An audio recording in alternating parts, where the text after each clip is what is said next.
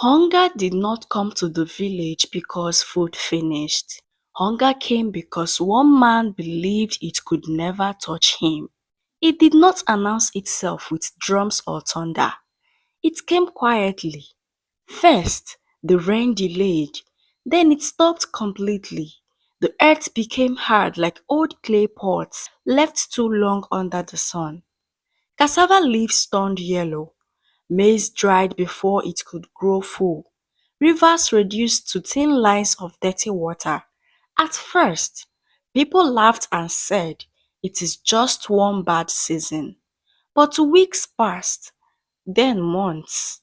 Children started crying at night, not because of sickness, but because of hunger. Women began to measure food with fear, counting every grain of rice, cutting fufu smaller and smaller. Men sat longer in silence, staring at the ground, ashamed that they could not provide food for their family.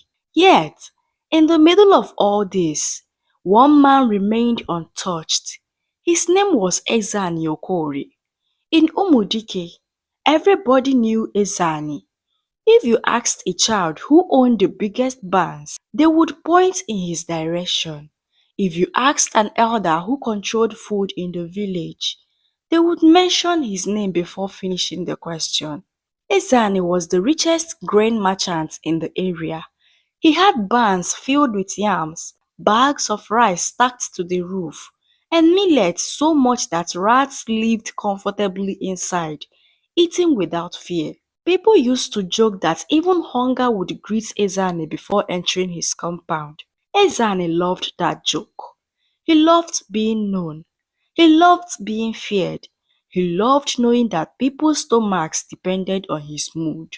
Every morning, he came out of his compound well dressed, his wrapper so clean, sandals shining.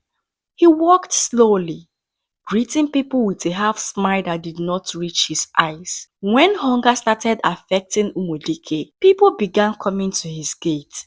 At first,